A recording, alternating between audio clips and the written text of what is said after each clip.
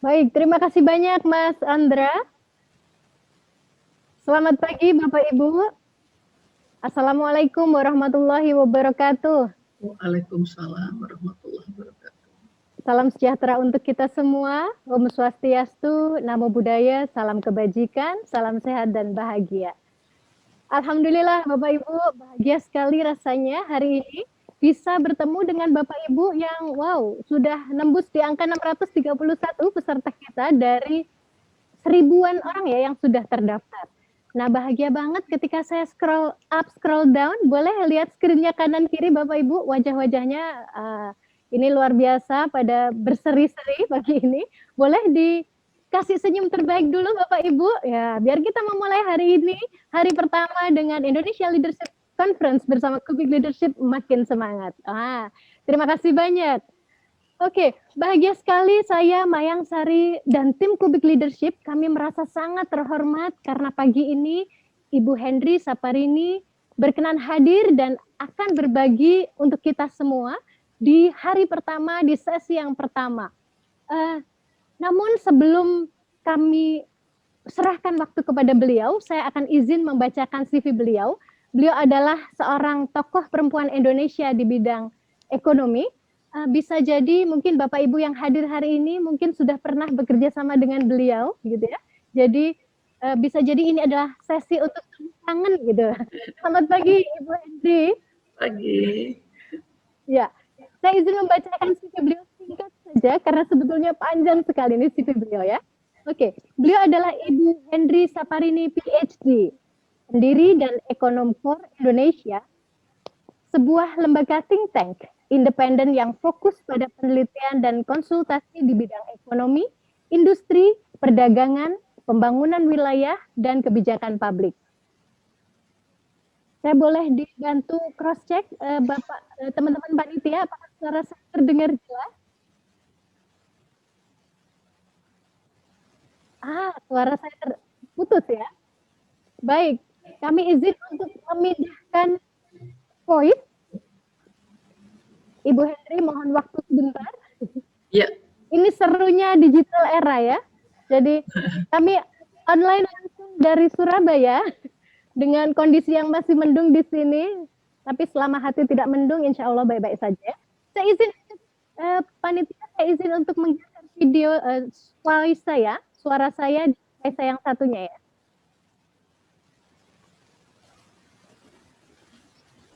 Oke, cek.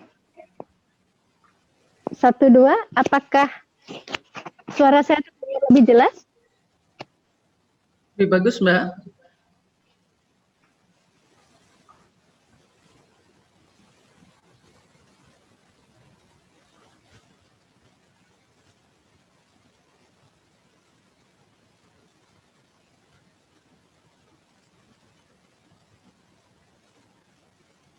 Ya.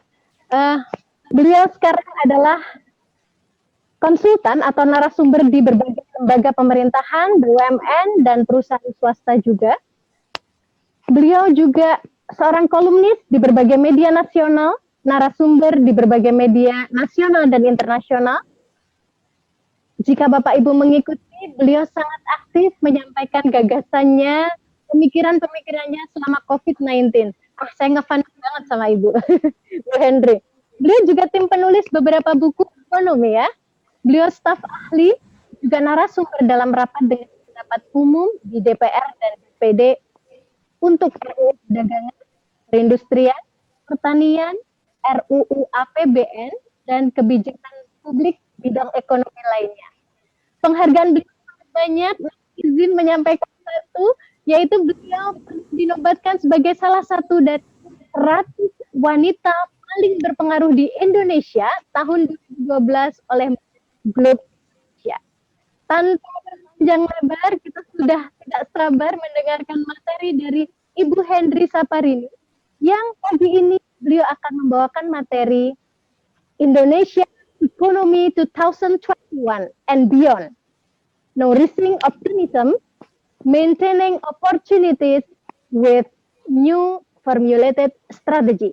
Pasti pada penasaran strategi seperti apa? Silakan, Ibu Hendri, kami persilahkan. Terima kasih Mbak Mayang. Bismillahirrahmanirrahim. Assalamualaikum warahmatullahi wabarakatuh.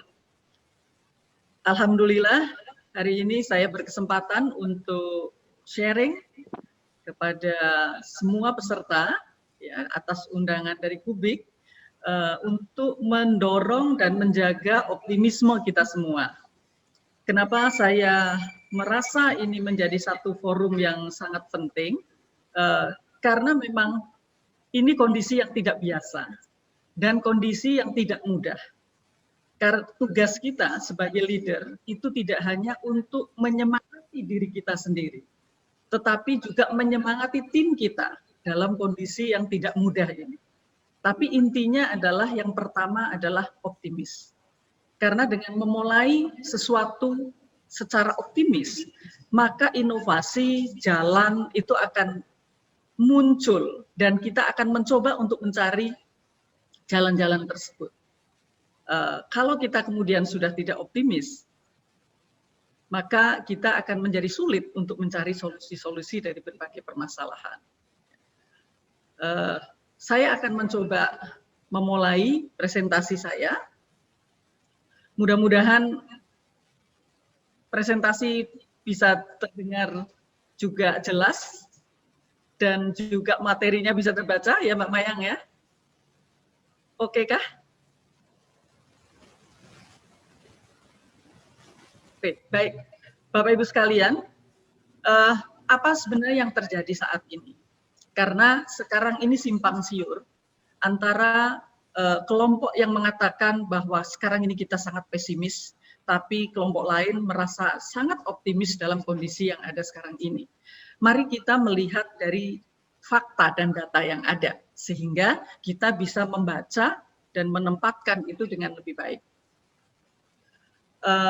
Kalau kita melihat, sebenarnya kondisi global ini masih ada ketidakpastian.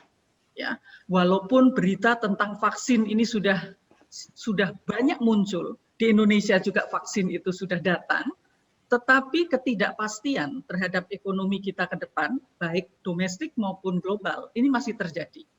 Dan itu memang menjadi masuk akal, ya, karena kalau kita melihat data, banyak negara sekarang bahkan masuk ke second wave, ya, yang semula tidak ada problem, sekarang mengalami problem dengan COVID-19.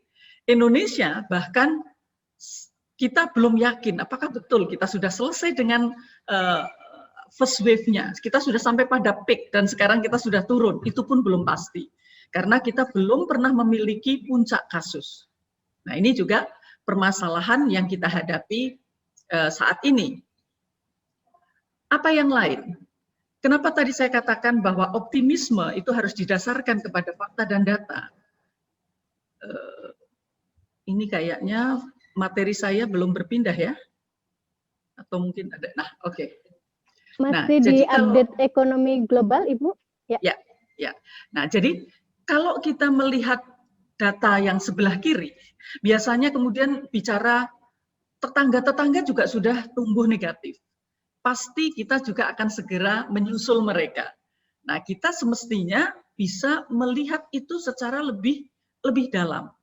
Ya, bahwa kita ini juga akan terkena dampak sebagaimana negara-negara lain, itu iya. Tetapi tidak berarti bahwa kita akan menghadapi dampak yang dalam seperti yang mereka hadapi. Kenapa?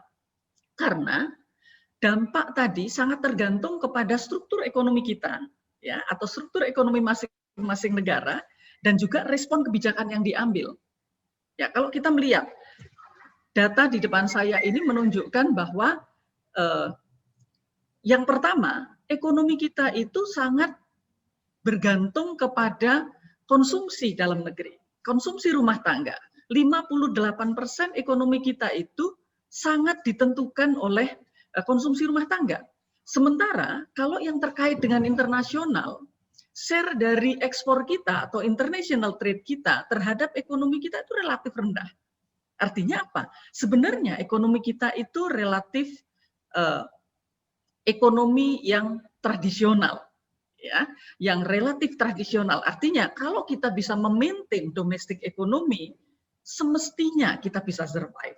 Semestinya tidak ada keraguan atau kekhawatiran yang berlebih yang bisa kita lakukan.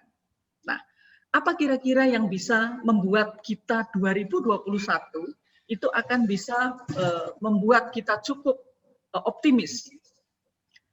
Yang pertama adalah karena memang pemerintah berdasarkan konsumsi rumah tangga yang porsinya 58% tadi akan menggelontorkan lagi dana yang cukup besar untuk menjaga konsumsi dari kelompok bawah.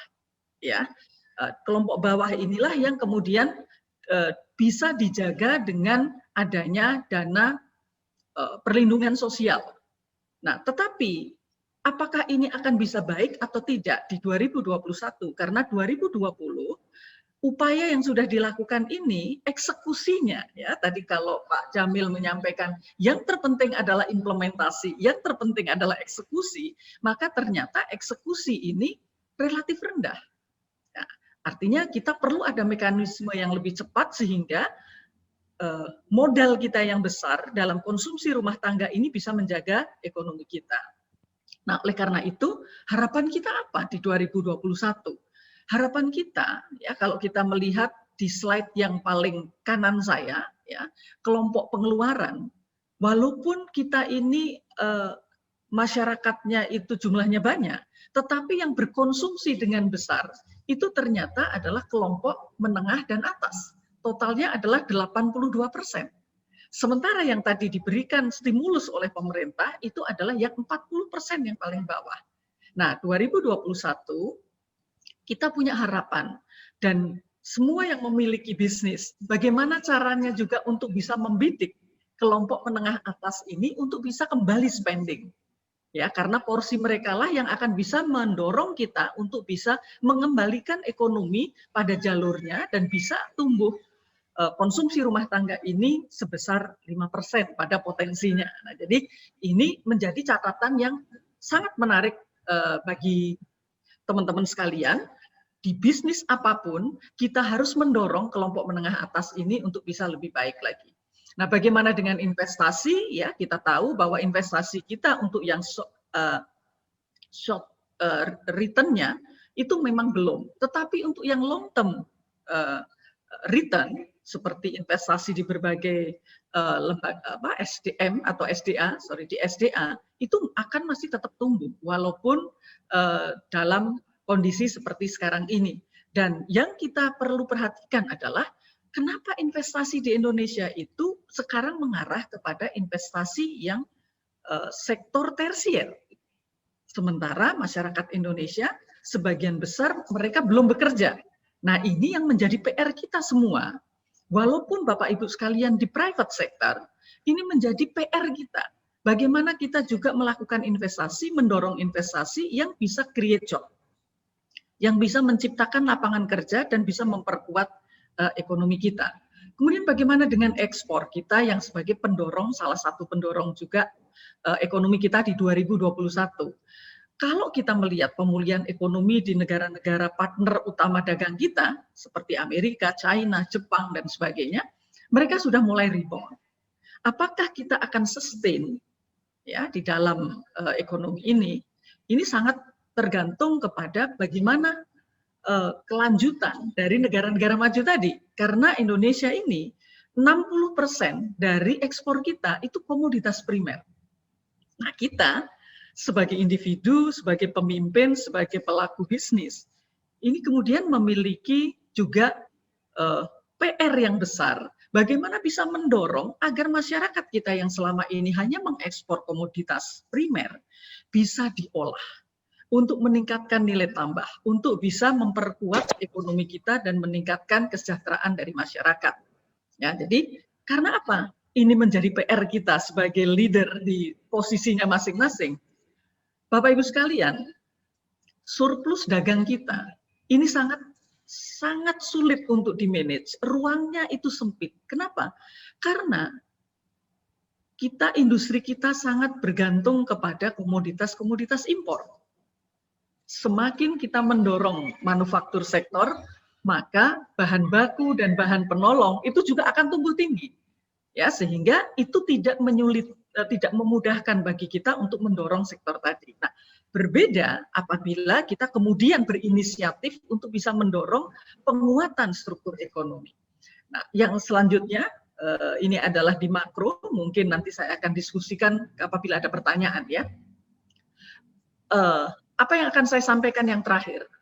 Ya, saya tidak hanya bicara tentang ekonomi Indonesia 2021, tetapi saya prefer sebagai leader kita bicara beyond. Bagaimana ekonomi Indonesia setelah 2021? Karena ini menjadi PR yang cukup besar bagi kita. Ada hal-hal yang harus kita lakukan, inisiatif dari semua pihak, tidak hanya pemerintah, agar kita bisa memiliki struktur ekonomi yang lebih baik. Apa yang harus dilakukan? Melakukan transformasi ekonomi dan melakukan reformasi ekonomi. Ya, apa saja yang bisa kita lakukan? Bapak Ibu sekalian, kita adalah negara berkembang. Ya, tetapi kalau kita melihat ekonomi kita dari sektor manufaktur kita yang semestinya saat ini menjadi penopang ekonomi kita, sekarang ini porsinya terhadap PDB melemah atau kita menghadapi preliminary deindustrialisasi. Nah, jadi belum saatnya kita ini manufakturnya berkurang.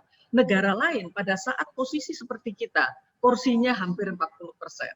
Nah, tetapi di Indonesia tidak. Nah, ini yang menjadi permasalahan besar, makanya kita punya ketergantungan bahan baku untuk industri itu yang sangat besar. Mulai dari bawang putih ya sampai dengan produk-produk yang memiliki ketergantungan teknologi. Data di depan Bapak Ibu sekalian memperlihatkan betapa impor kita untuk barang-barang yang mestinya bisa kita produksi itu kita impor. Kalau kita melihat komposisi ekspor, negara lain mengalami transformasi. Vietnam misalnya, mereka bisa meningkatkan value added sehingga ekspor yang diolah itu porsinya jauh lebih besar. Tapi Indonesia rasanya dalam sekian tahun, lebih dari 10 tahun, itu porsinya akan sama. Nah, ini yang menjadi permasalahan bagi kita. Waktu kita tidak banyak. Karena Indonesia akan memiliki kesempatan ini hanya sampai dengan 2035 atau 2040. Setelah itu, jumlah tenaga kerja produktif akan berkurang. Nah, semua negara memanfaatkan untuk melakukan lompatan pendapatan, melakukan lompatan pertumbuhan ekonomi hanya pada era bonus demografi. Nah, negara-negara tetangga kita sudah mengalami itu. Indonesia harus memanfaatkan ini, karena kita kalau kehilangan tidak akan kembali lagi. Nah, bagaimana kemudian dengan pengembangan UMKM? Selama ini kita bicara bahwa UMKM itu seolah-olah itu ada di satu negeri tersendiri, ya, dunia tersendiri. Padahal semestinya UMKM itu memiliki linkage yang kuat dengan industri besar. Nah, tapi kalau kita lihat di Indonesia, linkage itu di bawah 20%. Artinya, ya UKM, ya industri besar, semua tergantung kepada impor. Mereka tidak saling mengisi, tidak saling membantu. Nah, ini menjadi PR juga dari sisi makro, yang Bapak Ibu sekalian juga bisa ikut mengikuti di dalam, bisa ikut membantu di dalam membuat bisnis-bisnis untuk ikut menyelesaikan permasalahan nasional ini. Nah, oleh karena itu, saya yakin dalam forum yang luar biasa ini, ya, kita akan bersemangat untuk bisa mencetak entrepreneur muda. Ya, tidak sulit bagi kita semestinya untuk memulai tadi.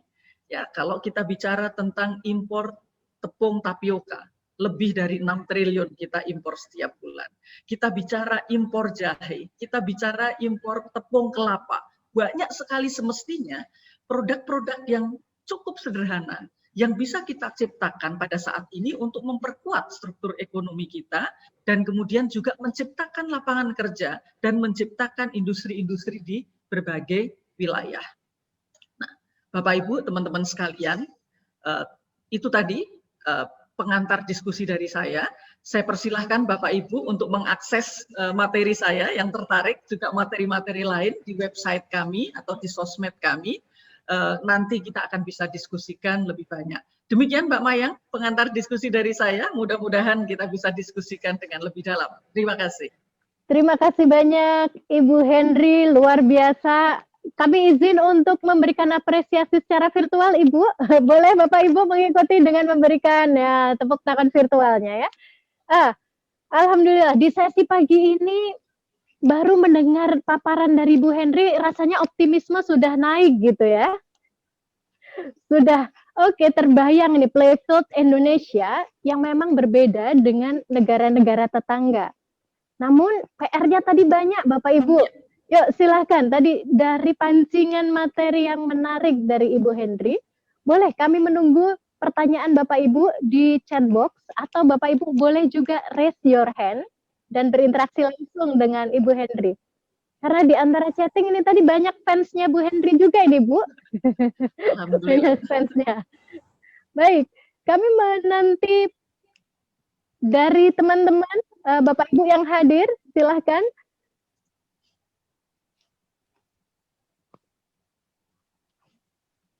Kami dibantu juga di backup oleh tim panitia untuk oke. Kami izin Silahkan, menyaring beberapa pertanyaan yang hampir mirip ya Bapak Ibu ini. Wah, banyak banget yang sudah raise hand ini. Baik, kami izin untuk meminta Bapak Ibu yang langsung ingin berkenan untuk interaktif. Ada Bapak, namanya Bapak Indo Gilang Nesia ini. Tampaknya ini nama nama corporate beliau. Boleh bisa langsung di-unmute Bapak? Kami sudah send permintaan untuk unmute. Ya, terima kasih Bu Henry dan rekan-rekan IDLC 2020. Saya Gilang Bu dari PT PLN Persero. Ya. Izin silakan, bertanya. Pak Gilang. Baik, Bu, saya ingin bertanya bahwa menurut pendapat kami memang investasi yang baik adalah yang seperti Ibu sampaikan, yaitu create jobs. Ya, artinya investasi yang langsung di mana pihak asing datang ke Indonesia, membuka lahan, membangun pabriknya di sana, dan lain sebagainya. Nah, yang ingin saya sampaikan bahwa untuk Indonesia hari ini investasi itu indirect, Bu, seperti halnya hanya investasi saham dan lain sebagainya. Nah, stimulus apa Bu yang bisa dilakukan pemerintah untuk mendorong pihak-pihak dari investor itu datang dan investasi secara langsung seperti itu, Bu. Terima kasih. Baik. Terima kasih. Saya langsung jawab ya Mbak Mayang ya. Boleh, Bu Henry, Ya. silakan. Baik. Terima kasih Pak Gilang. Investasi ini memang kita harus berpikir itu baik investasi dalam maupun investasi luar negeri. Ya. Yang kedua, kita harus berpikir juga investasi besar maupun investasi kecil. Nah, selama ini kita sangat fokus kepada investasi besar. Sementara kalau kita gerakkan semua daerah tadi dengan investasi-investasi yang saya sebutkan tadi, itu bukan investasi dalam jumlah yang besar. Ya. Karena apa? Sekarang sebenarnya pilihan untuk mencari modal tidak hanya dengan di pasar saham. Ya. Di Indonesia memang ini juga ada missing link antara sektor keuangan dengan sektor real.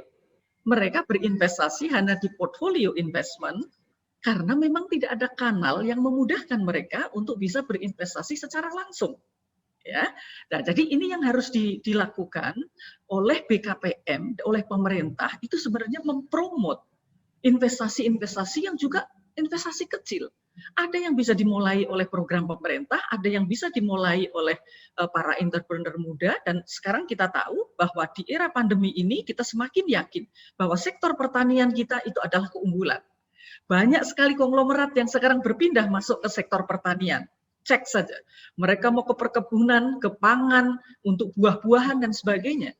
Nah, jadi artinya kalau udah tahu seperti ini dan Indonesia punya market yang sangat besar, pemerintah harus memberikan guidance. Sektor mana sih mestinya yang menjadi prioritas?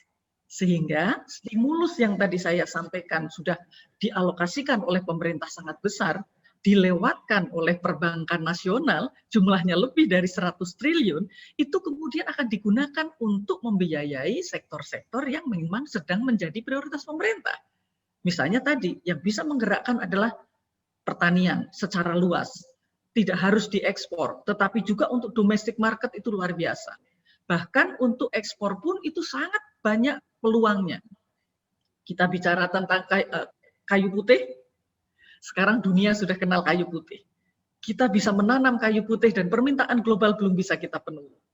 Kita mau bicara tentang lada, kita bicara tentang pala, itu kebutuhan global sangat besar untuk industri, bukan hanya kosmetik dan obat-obatan, tetapi juga untuk pangan. Nah, jadi kita memang memerlukan pada makro level dukungan kebijakan dari pemerintah yang akan mensupport gerakan ekonomi di level bawah, tetapi Bapak Ibu sekalian sebagai pelaku ekonomi, ini juga sekarang ini punya kesempatan yang luas, membuka pasar dalam luar negeri dengan adanya teknologi digital ini sangat mudah, mencari pembiayaan juga mudah, yang diperlukan adalah inovasi dan kerja keras untuk mewujudkan apa yang semestinya bisa kita lakukan. Demikian Mbak Mayang. Terima kasih banyak Bu Henry. Semoga menjawab Pak Gilang. Wah, luar biasa nih ya, optimis banget memang. Selain tadi tahu, wah pemerintah bakal menggelontorkan yang banyak, dan memang awalnya kayak nuntut sih, ya harusnya pemerintah yang akan sambungkan missing link-nya gitu ya, harusnya pemerintah yang melakukan guidance. Tapi ternyata kita Bapak Ibu, salah satu ciri leader adalah take personal responsibility. Yes. Mari kita ambil tanggung jawab pribadi dengan cara, mari kita cari peluangnya, kita lihat peluangnya, buka pasar luar negeri, setuju banget, butuh inovasi sama kerja keras. Semoga menjawab Pak Gilang, dan kita bisa beralih Ibu ke pertanyaan berikutnya. Ini di chat box ada Pak Suparyono. Beliau menanyakan, permasalahan yang disampaikan sudah jelas Bu Henry, khususnya pada komoditi yang sebagian besar konsumsi masyarakat mengandalkan impor. Pertanyaannya, apakah dari pemerintah belum ada wacana untuk membuat BUMN khusus nih yang menangani komoditi tersebut, Ibu? Silakan Ibu Henry. Gini, kita memang ini menurut saya ini karena kelalaian kita. Kalau saya ditanya mungkin dari 20 tahun yang lalu sejak saya menjadi ekonom ya, bagi saya menguatkan struktur industri itu adalah PR yang terbesar. Nah, kita selama ini selalu mencari jalur pintas. Entah itu karena lobby, entah itu karena kepentingan politik, entah itu karena kesalahan di dalam membaca, kita tidak bisa menilai. Tapi faktanya bahwa kita tidak membangun industri. Dan itu dalam jangka yang lama. Nah, oleh karena itu, kalau sekarang kita sudah menyadari bahwa mestinya kita punya kekuatan yang luar biasa, kita sih berharap diskusi kita ini juga didengarkan oleh pengambil kebijakan ya Mbak Mayang, sehingga kita memang apa yang saya presentasikan kepada Bapak Ibu sekalian juga sudah saya sampaikan kepada pemerintah, dan kita sangat berharap bahwa semestinya kita bisa mengambil contoh dari banyak negara. Ya, kita tidak perlu menjadi seseorang atau satu negara yang betul-betul orisinil sebagai sebuah strategi, enggak kok. Ya, kita banyak negara yang misalnya kalau kita melihat apa yang dilakukan oleh China dengan 1,3 miliar penduduknya, pertama dia pangan itu dia selamatkan.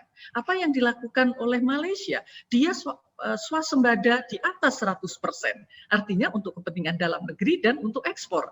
Apa yang artinya domestic market itu akan menjadi market yang captive. Setelah mereka efisien, setelah mereka bisa bersaing, maka akan dipaksakan untuk melakukan liberalisasi, menjual ke tempat lain. Nah, ini kita selalu tidak berpikir bahwa kita memang perlu berakit-rakit ke hulu gitu. Karena kita tidak pernah berakit-rakit ke hulu, akhirnya sekarang kita sudah jauh itu hulunya, Pak. Jadi kita berakit-rakitnya sekarang semakin sulit, walaupun tidak menjadikan sesuatu yang mustahil. Tadi ya, yang saya sebutkan, kita punya dana desa. Pemerintah bisa memulai dengan itu. Kita punya dana stimulus yang jumlahnya 700 triliun. Pemerintah bisa memulai dengan itu. Dimulai dengan produk-produk, misalnya sekarang pemerintah melis. Kita punya 100 produk yang bisa dilakukan untuk import substitution strategy.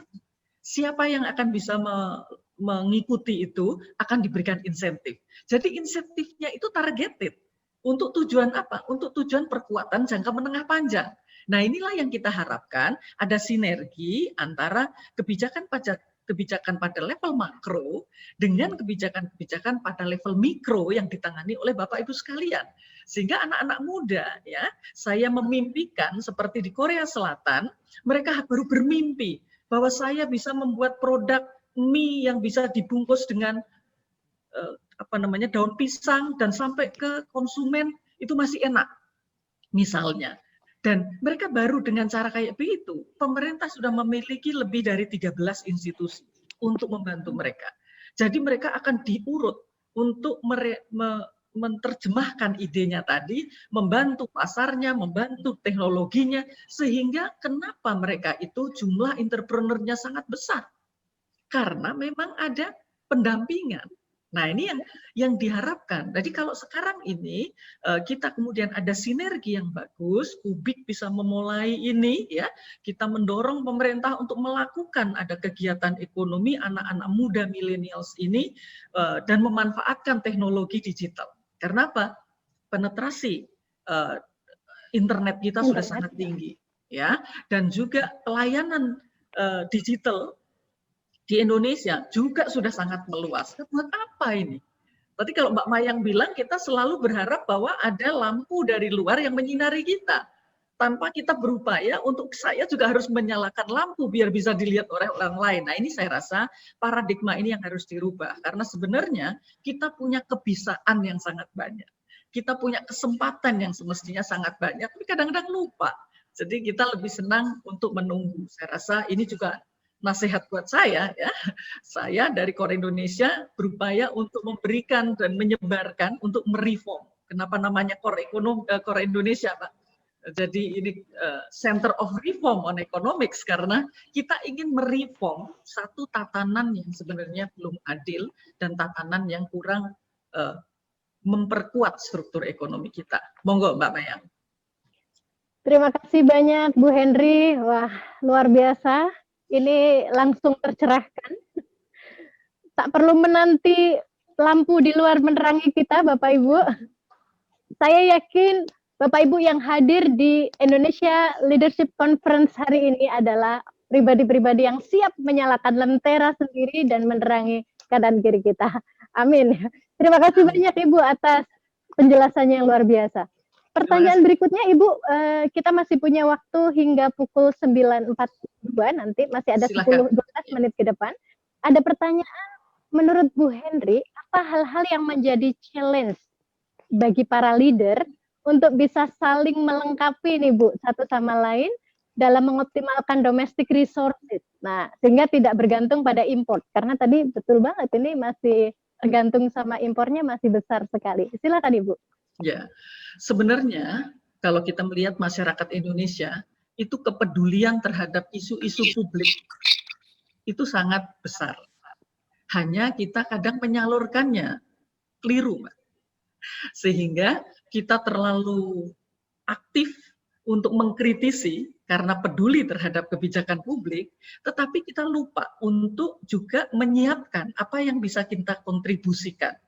Bapak Ibu sekalian, tentu tidak semua ada di Jakarta, ya, di pusat, tetapi banyak sekali juga yang di daerah-daerah. Kewajiban kita menurut saya, setiap individu itu ada dua. Yang pertama itu kita menggunakan seluruh kemampuan kita itu untuk kita bisa berkontribusi secara pribadi. Tetapi kita juga perlu melakukan satu secara bersama-sama untuk melakukan perubahan yang levelnya itu adalah kebijakan publik. Nah, kalau dua-duanya ini ya kita lakukan, maka akan ada kesempatan yang lebih baik. Tapi kalau kita sendiri-sendiri, apalagi tadi tidak didasarkan kepada data dan fakta, maka yang ada adalah debat yang tidak ada manfaatnya. Nah, jadi tantangannya menurut saya itu, karena kalau kita melihat di Indonesia ini orang pintar sangat banyak, orang cerdas banyak, ya, orang yang bisa berinovasi juga sangat banyak, tetapi belum menyatukan kekuatan tadi. Ya, bayangkan kalau kemudian tadi di satu daerah, satu kabupaten kita memilih satu sektor dan kemudian kita membentuk ekosistem yang kuat untuk sektor tersebut, maka ini akan menjadi sebuah kekuatan. Ya. Nah, tapi untuk melakukan diskusi itu rasanya masih ada hambatan ya. Kadang-kadang juga merasa kita kayaknya lebih baik dari yang lain gitu Mbak Mayang ya. Sehingga sulit untuk menerima bahwa orang lain itu juga punya ide-ide yang luar biasa. Nah, jadi saya rasa kalau tantangan kita memang kita harus jujur, kita perlu mendorong pemerintah untuk melakukan kebijakan-kebijakan yang jauh lebih detail, lebih fokus. Ya, kenapa kita berhak untuk meminta itu? Karena negara lain melakukan itu. Ya, di Vietnam mereka itu juga menginvite investor-investor pertanian besar, tetapi mereka ada kanalnya. Mereka investor besar 100% harus diekspor karena pemain kecil itu yang akan mengisi pasar dalam negeri. Artinya ini semua ada strategi detailnya. Bukan kita anti untuk mereka yang berinvestasi besar. Bukan kita hanya menomorsatukan investor kecil, tetapi kita membutuhkan dua-duanya. Yang kecil tidak akan bisa melakukan scale up tanpa ada bantuan yang besar. Nah, jadi kegiatan-kegiatan ini, kerjasama ini saya rasa akan menjadi sangat indah ya apabila ini kemudian dilakukan secara bersama-sama. Kita bisa cerita banyak negara Mbak, apa yang dilakukan oleh Turki, apa yang dilakukan oleh Korea Selatan ya untuk bisa mendorong masyarakatnya itu untuk ikut untuk berproduksi. Nah, jadi bagaimana kita untuk bisa mengembalikan kita kepada filosofi negara kita, harus ada demokrasi ekonomi. Ya, jadi semua orang bisa ikut berkontribusi di dalam memproduksi dan juga berkontribusi di dalam menikmati. Jadi tidak ada kesenjangan yang lebar seperti sekarang ini. Kita tidak memerlukan, ya sekarang ini banyak yang bicara bahwa saatnya kita meninggalkan SDA. Ya, karena kita sekarang akan mengandalkan kepada SDM dan teknologi. Salah. Karena yang kita butuhkan adalah kekayaan kita itu adalah pada SDA. Tidak hanya SDA itu adalah tambang, pertanian dan sebagainya, tapi juga budaya. Ya, ini yang mestinya ditambah dengan teknologi, maka kita akan memiliki value added yang jauh lebih besar. Nah, jadi pemahaman-pemahaman itu pun kita perlu diskusikan karena sering sekali di dalam diskusi kita ke depan tinggalkan SDA. Kita hanya akan masuk ke sektor yang teknologi tinggi. Bagaimana mungkin dengan masyarakat yang 58%-nya adalah SMP ke bawah pendidikannya?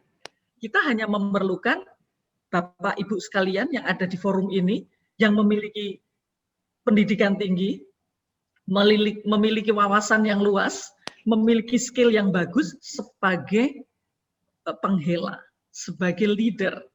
Ya. Dan mereka yang pendidikannya SD, mereka bukan berarti tidak punya keahlian, bukan berarti tidak bisa ikut menciptakan value added. Nah, ini pemahaman-pemahaman ini kadang-kadang itu menjadi tantangan besar bagi Indonesia, Mbak. Ya, jadi itu yang menyulitkan kita untuk melakukan lompatan-lompatan sebagaimana negara lain itu juga bisa melakukannya. Tahun 50-an kita dan Korea dan juga negara-negara Asia lainnya itu pendapatan per kapita hanya $100. Ya. Sekarang mereka sudah ada yang lebih 40.000. Ya. Ada yang 14.000, ada yang 30.000. Indonesia masih 4.000. Itu pun dengan susah payah. Dan mungkin dengan pandemi ini kita turun lagi di bawah 4.000 lagi. Nah, jadi itu memang kita perlu ada sinergi antara kebijakan pada sisi publik makro dan juga kebijakan atau langkah-langkah di sisi mikro. Terima kasih. Terima kasih banyak Bu Henry. Aduh, ini ya Bapak Ibu, ini apalagi di sini banyak juga Bapak Ibu yang dari pengelola atau pemilik area SDA ini Bu ya. Ikut hadir juga di sini. Semoga juga nanti ide-ide yang diberikan Bu Henry, pembelajaran yang kita dapat bisa ditindaklanjuti. Dan waktu kita nggak banyak tadi, Bu Henry ya. Dan karena kita perlu mengejar tetangga sebelah, Bapak perlu makin panaskan lagi di sini. Saya ingin mengundang tadi yang Bapak yang raise hand, boleh izin Pak Catur Endi Pramudianto yang tadi sudah raise hand, boleh silakan di unmute Bapak. agar bisa langsung interaktif dengan Bu Henry. Pak Catur? Pak Catur Endi Pramudianto. Apakah beliau ada di sini? Sudah siap untuk langsung tanya? Ada, ya Mbak. Silakan Bapak. Wah. Ya baik, terima kasih. Saya sangat senang sekali kesempatan ini. Tadi saya tanya tentang ini, Bu. Jadi hari ini, akhir-akhir ini kan teknologi luar biasa untuk setiap pembangunan infrastruktur maupun di perusahaan-perusahaan, sehingga memang ada apa ya, kekuatan untuk menarik atau memakai tenaga kerja agak berkurang lah, kira-kira seperti itu. Jadi ini yang mungkin jadi agak gimana ya, antara uang digunakan untuk mengurangi pengangguran sama dengan teknologi ini kan harus agak kurang lah. Kira-kira gimana Bu? Baik, terima kasih Pak Catur. J. Ya, silakan. Saya akan coba untuk mengomentari karena ini juga pertanyaan dan keresahan banyak orang, tidak hanya Pak Catur ya. Jadi begini Pak, memang kita tidak bisa melepaskan itu tanpa ada strategi. Saya boleh cerita apa yang saya dapatkan pada saat kami berdiskusi dengan Thailand ya. Mereka memasuki industri 4.0, tetapi dibuatkan kanal Pak. Untuk sektor-sektor atau perusahaan-perusahaan yang sudah akan memasuki teknologi 4.0, maka akan diberikan insentif untuk berinvestasi di Thailand, ya, tertentu sektor-sektornya dan sebagainya.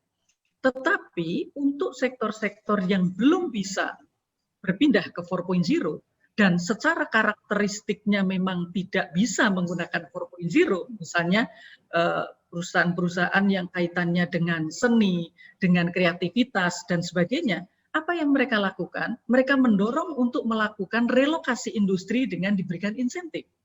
Sehingga apa yang dilakukan? Banyak perusahaan-perusahaan yang kaitannya dengan pariwisata, pendukung pariwisata, melakukan relokasi itu ke Indonesia. Untuk jewelry misalnya, untuk perhiasan, mereka relokasi ke Maluku. Kemudian beberapa untuk spa, mereka relokasi ke Bali.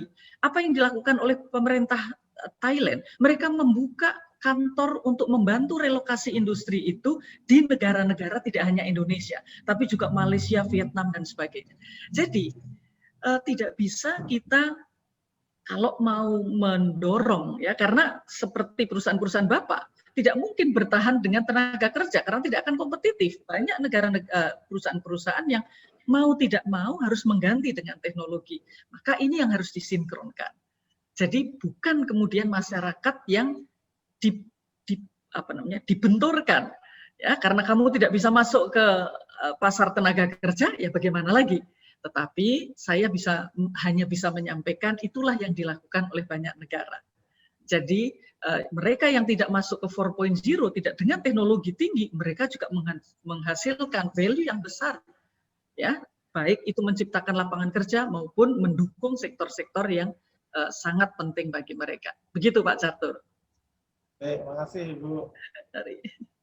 Semoga menjawab Pak Catur, luar biasa. Ini, wow, pertanyaannya sangat banyak sebenarnya Bu Henry. Namun waktu jua yang memisahkan ini.